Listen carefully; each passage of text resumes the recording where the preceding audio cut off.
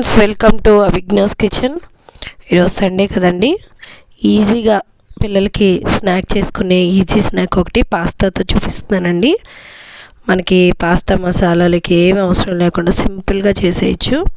దానికోసం ఇలా పాస్తాను మనం ఒక గ్లాస్కి 2 గ్లాస్ వాటర్ వేసుకుని కొంచెం దగ్గర అయ్యే వరకు పాస్తా ఇలా సాఫ్ట్గా ఉడికేంత వరకు కూడా ఉడకబెట్టేసుకొని పక్కన పెట్టేసుకొని కొంచెం నార్మల్ వాటర్ వేసి పక్కన పెట్టండి.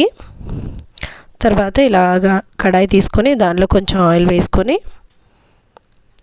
దానిలో 2 ఎగ్స్ తీసుకుంటున్నానండి. నేను 1 కప్పు పాస్తా తీసుకున్నాను, దానికి 2 ఎగ్స్ తీసుకుంటున్నాను.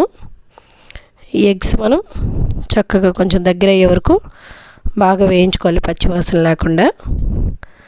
చూడండి, ఇలా బాగా మనకి వేగిపోవాలి. ఇది వేగిన తర్వాత దీనిలో కొంచెం సాల్ట్ సరిపడా, ఈ ఎగ్ సరిపడా సాల్ట్, కొంచెం కారం, అది మీ ఇష్టం అండి. ఒకవేళ కారం ప్లేస్లో మీరు కనుక చిల్లీస్ తీసుకుంటానన్నా, చిల్లీ సాస్ తీసుకుంటానన్నా మీ ఇష్టం అండి. కారం కోసం తీసుకున్నా లేదా మిరియాల పొడి తీసుకోండి, మీ ఇష్టం అది. తర్వాత కొంచెం సేపు వేయించి ఈ పాస్తా నార్మల్ వాటర్ వేసాం కదండి, ఉడికిన తర్వాత ఆ వాటర్ని మనం ఇలా స్టెయిన్ చేసేసుకొని పాస్తాను వేసేసుకుని ఒక 2 మినిట్స్ బాగా ఆ ఎగ్ ఉప్పు కారం పట్టే వరకు వేయించేసి, వేగిన తర్వాత కొంచెం చికెన్ మసాలా కొంచెం తీసుకోండి, ఒక 1/2 టీ స్పూన్ చాలు. అది వేసాక 2 మినిట్స్ వేయించుకొని స్టవ్ ఆఫ్ చేసేసి ఇలా మనం బౌల్లోకి తీసేసుకోవడమే.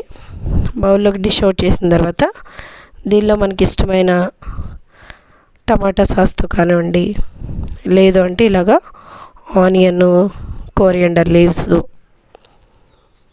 వేసుకొని, తర్వాత ఒక చెక్క నిమ్మరసం, లేదు మాకు నిమ్మకాయ అవసరం లేదు కంప్లీట్గా సాస్ వేసుకుంటానంటే మీ ఇష్టం అండి. ఈ టేస్ట్ మీకు నచ్చితే ఇది వాడండి, లేదు అనుకుంటే ఇలా సాస్ తీసుకొని సాస్ వేసుకొని టేస్ట్ చేయండి.